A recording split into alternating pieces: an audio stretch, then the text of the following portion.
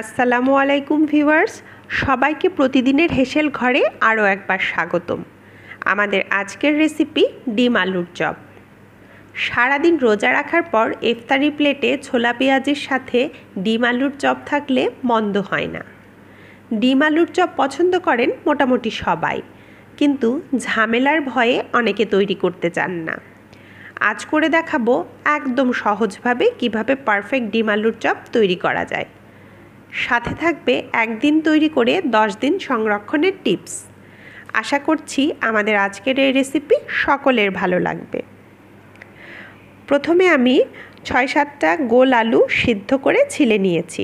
আপনারা চাইলে গোল আলুর পরিবর্তে লম্বা বা সাদা আলু ব্যবহার করতে পারেন। এবারে আলুগুলো আমি ভালোভাবে ম্যাশ করে নিচ্ছি।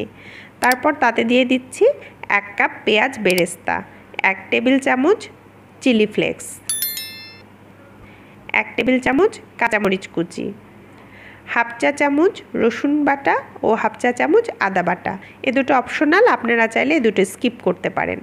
তারপর দিয়ে দিচ্ছি পরিমাণ মতো লবণ ও 1 টেবিল চামচ ভাজা জিরার গুঁড়ো।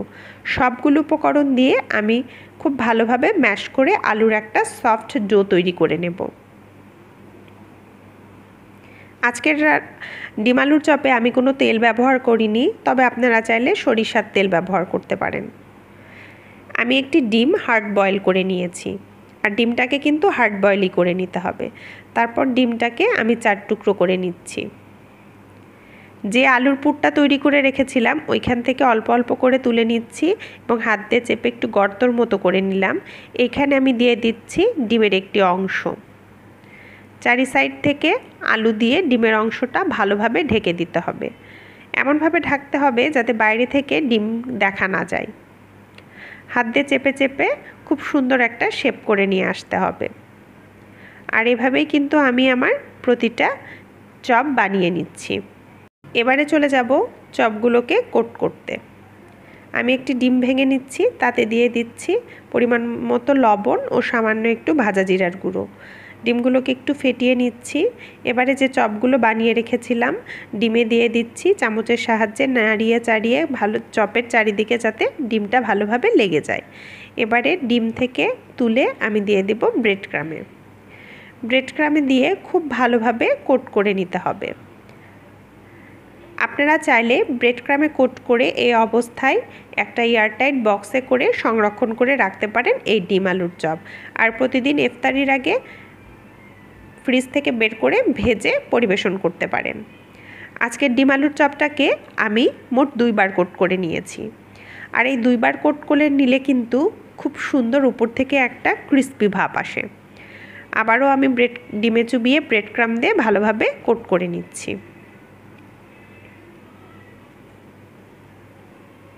আর আমি আমার সব চপগুলোকেই কিন্তু এভাবে 2 বার কোট করে নিয়েছি।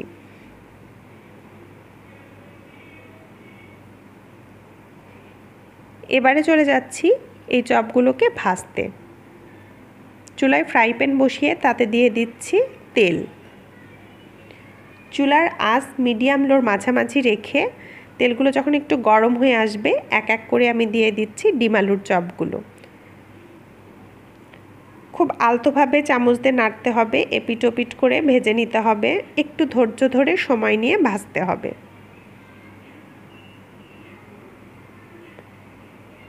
যখন ডিম আলুর চপগুলো একদম লালচে কালার হয়ে যাবে ওই অবস্থায় বুঝতে হবে যে আমার চপগুলো ভাজা হয়ে গিয়েছে।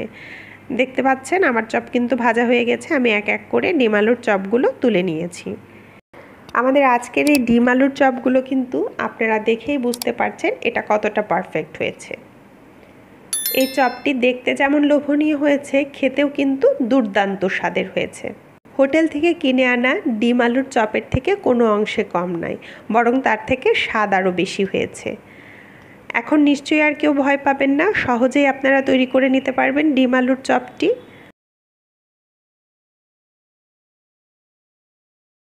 এই ডিম আলু চপের একটি বিশেষত্ব হলো এটা উপর থেকে একদম ক্রিস্পি আর ভেতরটা একদম নরম তুলতুলে।